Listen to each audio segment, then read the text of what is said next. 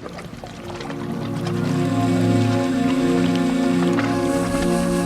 ang San Roque Dam, ang pinakamalaking embankment dam sa buong Pilipinas. Pangunahing lagusan nito ay ang Lower Agno River sa tuwing ito ay magpapakawala ng tubig. Sa tuwing umaapaw ang Agno River, ilan sa mga lower na kabayanan ay lubhang apektado. At ilan sa mga ito ay ang mga bayan ng Alcala, Bautista at Bayambang. Ngayon nawala na yung parang island dyan na maraming damo. Kaya naman sa video na ito ay papasyalan natin ang mga parte ng Agno River na pinakamalapit sa San Roque Dam at aalamin natin ang update tungkol dito.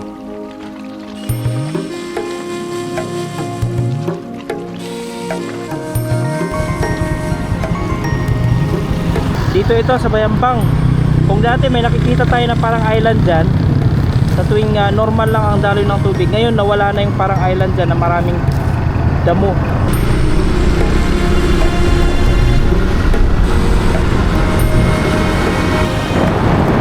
Dati wala naman talagang tubig yan eh, pero naglikha ng ilog na naman doon.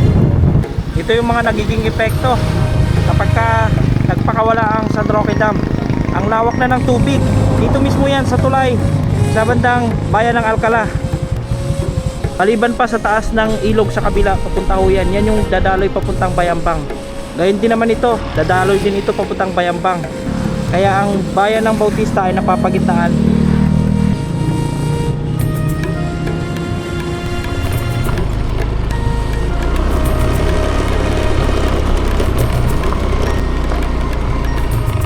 Wow, inaabot na ng tubig dito. Dati hindi inaabot to eh.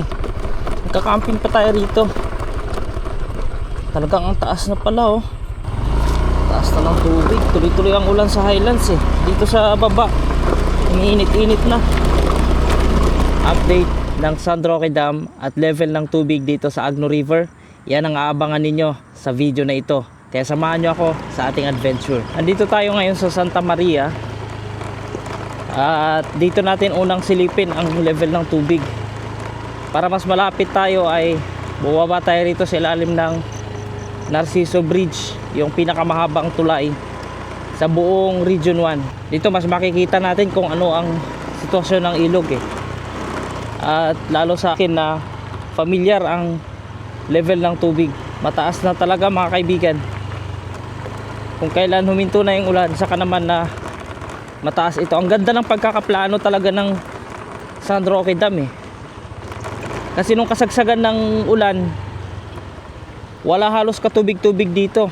At saka hindi ganun ka dami yung dumadaloy. Pero ngayon tingnan nyo, hanggang dito na oh, umaabot na. Nung mga nakarang araw, naaabot pa to ng sasakyan. Tingnan nyo, may ano pa ng gulong yan eh. Hanggang doon, wala pang tubig halos ito. Pero ngayon, ayan na yung tubig niya, hanggang dito na oh. Kung titingnan natin yung kailugan, marami ng debris na ano dyan. Kasi yung mga kulungan, yung mga ginagawa ng mga lokal na nangingisda rito, yung kanilang mga kawayan na pinapalutang para pagbahayan ng mga isda, naaanod na rin. Yan yung mga nakikita natin halos ng mga debris dito. Yung dulo na yan, bagong bar down ng mga lupa. Kasi hindi naman talaga abot yan ng part na yan. At yung dito, talagang nasagad niya na yung dating level ng tubig. Punta pa tayo dun sa bandang baba bago tayo pupunta ng San Roque Dam. I-explore muna natin ang i-explore dito sa Agno River sa parte ng Santa Maria. Lumalawak na talaga mga kaibigan. Kung pansinin natin, yung mga heavy equipment ay lumikas na. Ayan yung mga ilan sa mga heavy equipment. Tapos yung kailugan, yung Agno River mismo, talagang lumawak na doon sa bandang baba.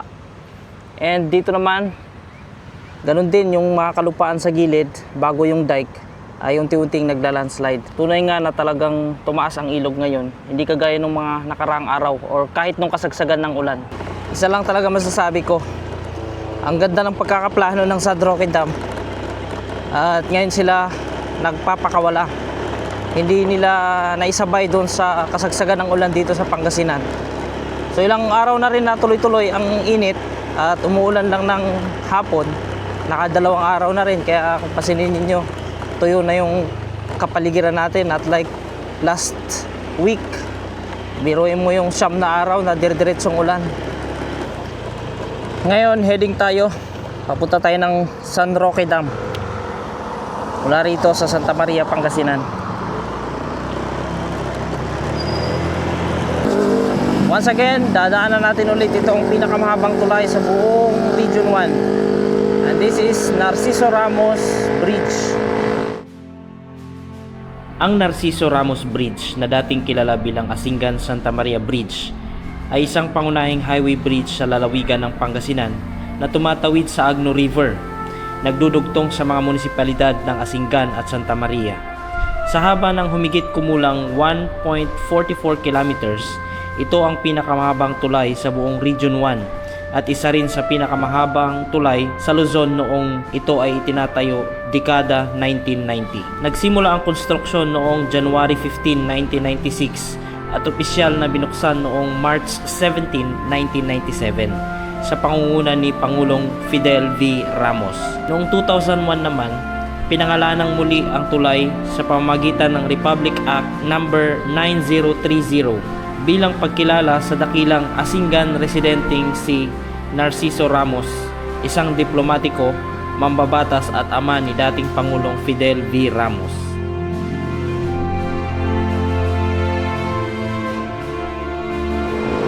At ito pala kasalukuyan ay ginagawa dahil kamakailan lang ay nag-viral ito dahil may part dito sa tulay na malaki ang uka. Ayan, approaching na tayo sa area na ginagawa dahil nakakatakot din naman kasi at maraming naalarma doon sa malaking uka nito. Yung pagitan ng mga span ng tulay ay lumawak yung uka. Itong area na ito particular malapit na rin na gawin yan mga kaibigan. Tingnan nyo nga naman kasi yung lawak na yan, oh. Kapag mabilis ka dyan talagang delikado yan sa sasakyan, lalo mga kotse. Nung nakaraan buwan, dito sila sa kanan gumagawa. Pero ngayon, nandito na sila sa kaliwa. Ayan yung ginagawa nila. Umanda na. Kaya pag nadaan kayo dito, medyo matraffic lang. Ayan, dito sa part, maganda na. Maganda ang ginawa ng DPWH at inaksyonan nila agad dito.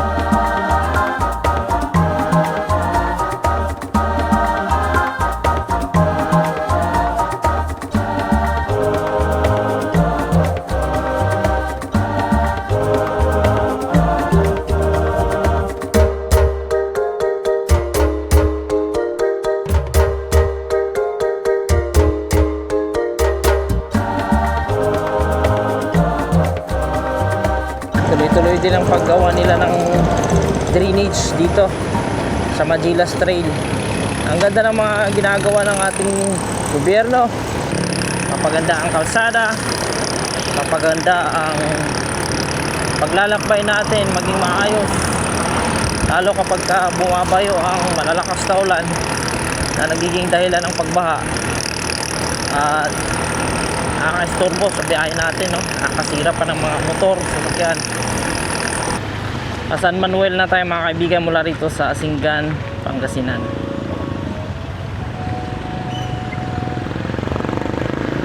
Pagka nadaan ka dito, kikita mo talaga magagandang mga palayan. Kaliwat kanan, palayan yan, kapatagan. Welcome to San Manuel.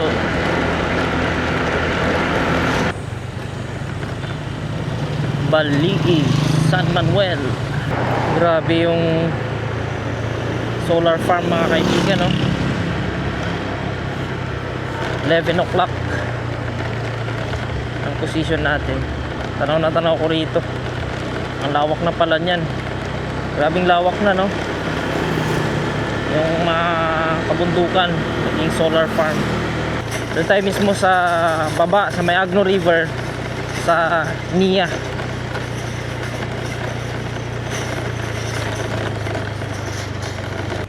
Mula rito ay tanaw natin ang gates ng San Roque Dam, yung 6 na gates, tanaw natin at nakaharap talaga yan dito mismo sa bayan ng San Manuel. At doon naman sa bandang kaliwa ay tanaw natin yung lumalawak na solar farm. Isa rin sa malaking bahagi na naitutulong ng San Roque Dam ay yung patubig talaga. Kaya ni-utilize ng NIA yung mga tubig na galing sa San Roque Dam, kaya nagkaroon ulit ng imbakan ng tubig sa baba para maging kagamit-gamit yung patubig na yan sa mga magsasaka. Ayan, nandito na tayo sa dike. Papunta ito doon sa imbakan ng tubig ng NIA, para tanaw natin dito naman sa kabila. Dahil nung nakaraan doon tayo sa kabilang parte sa San Nicolas na part, ngayon naman dito tayo mismo sa barangay San Roque na part. Meron din silang floodgate dito, floodgate control. Malinaw naman yung tubig. Dalawang gates ang nakabukas dito.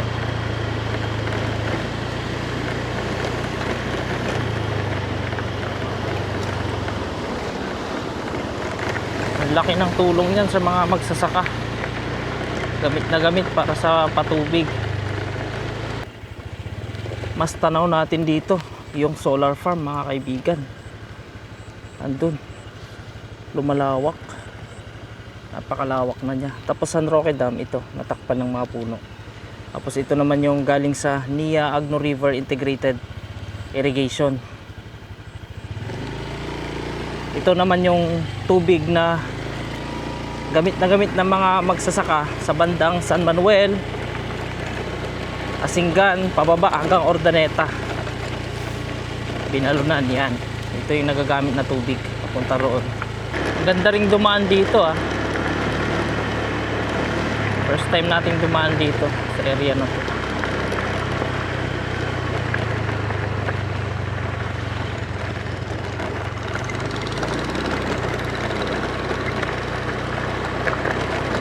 Actually nakaharap tayo ngayon sa San Roque Dam. Yun nga lang, natatakpan siya ng mga bundok, kaya hindi natin makita. Ay grabe, rough road. Bali, ang ibibigay ko sa inyo nito mga kaibigan ay update. Dahil nga as of 5 AM in this morning, August 2, 2025, ay 2 gates na ang nakabukas sa San Roque Dam. Dahil nga above normal na yung kanyang level. And actually nung ano pa ito, August 1 kahapon, nagbukas sila ng karagdagang isa pang gate.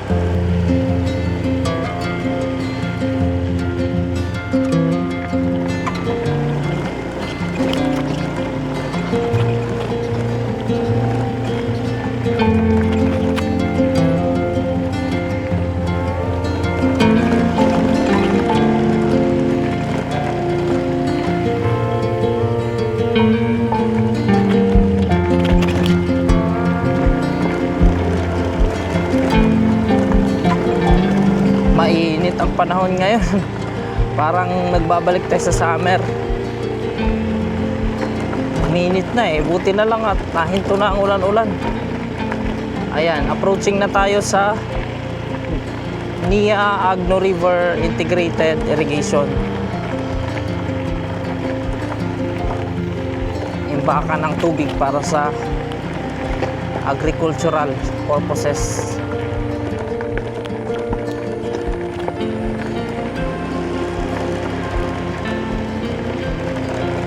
Gusto lang natin makita ang mismong kalagayan ng tubig dito sa pinakabunganga ng NIA.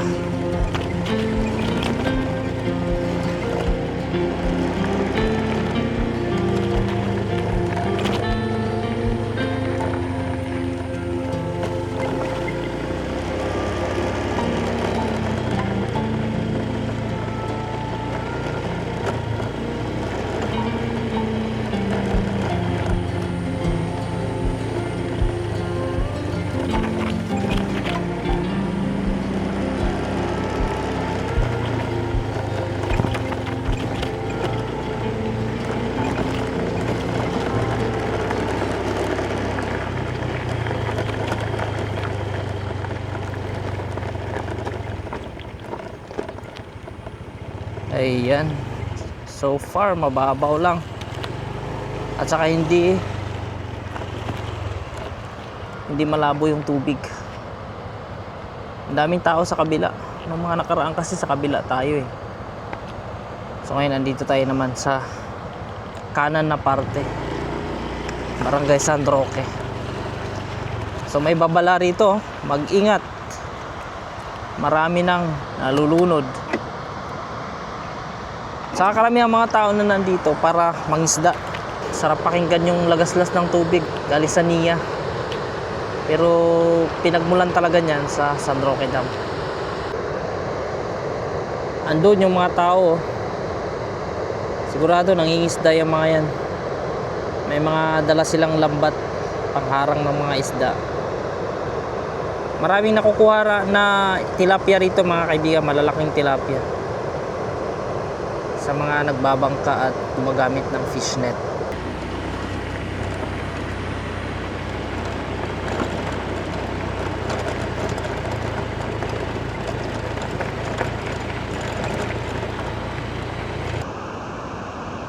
Ayan, mas natatanaw natin dito yung lawak ng NIA.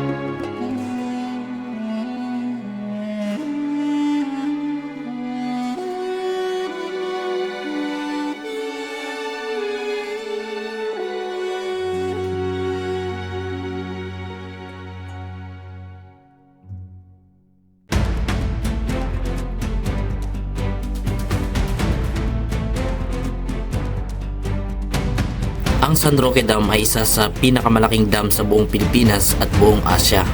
Matatagpuan ito sa bayan ng San Manuel, Pangasinan at nagsisilbing pangunahing estruktura para sa irigasyon, kontrol sa pagbaha, supply ng kuryente at supply ng tubig sa mga karatig lugar. Itinayo sa Agno River, ang dam na ito ay may taas na 200 meters at haba na higit sa 1 kilometro. Isa ito sa mga pangunahing proyekto ng pamahalaan at ng San Roque Power Corporation o SRPC. Isang pribadong kumpanya na responsable sa pagpapatakbo ng hydroelectric power plant na nakakabit sa dam.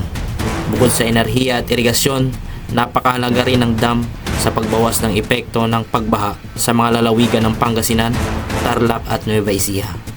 Nagsimula ang konstruksyon nito noong huling bahagi ng dekada 1990 at opisyal na nag-operate noong 2003. Isa itong halimbawa ng pampublikong infrastrukturang may mahalagang ambag sa ekonomiya at kalikasan ng bansa. Bukod sa mga pangunahing layunin nito tulad ng irigasyon, supply ng kuryente at kontrol sa pagbaha, ang San Roque Dam ay may mahalagang papel din sa konserbasyon ng kalikasan. Tumutulong ito sa pangangalaga ng watershed area sa paligid ng Agno River na mahalaga sa pagpapanatili ng balanse sa ekosistema. May kapasidad itong makapagbigay ng halagang 345 megawatts na kuryente na malaking tulong sa pagpapababa ng halaga ng elektrisidad sa Luzon grid. Ang dam ay nagdudulot din ng benepisyo sa mga lokal na komunidad tulad ng pagbibigay ng hanap buhay sa mga residente sa pamamagitan ng turismo at pangisdaan.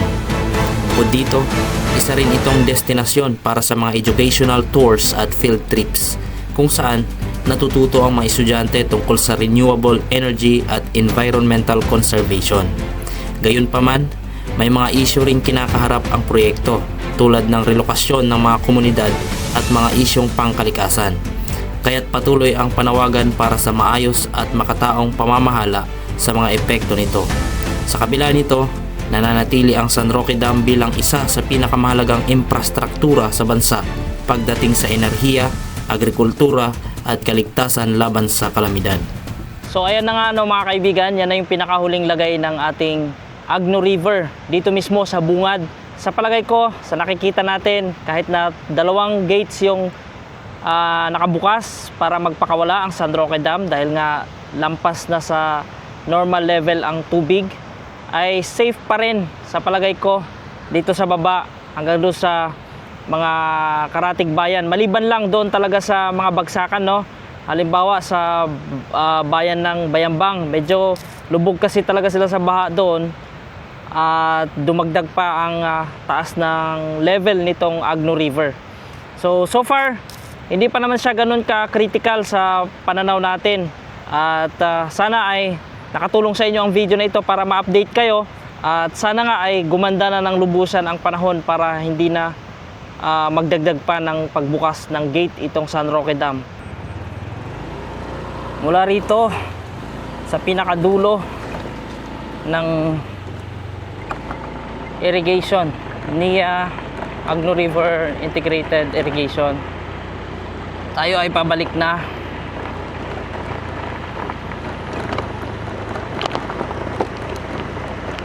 Yan.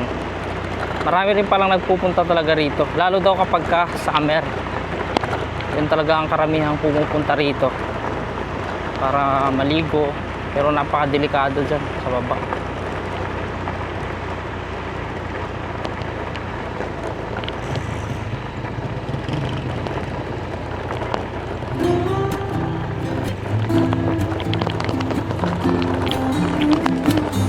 Maraming salamat mga kaibigan sa inyong panunood.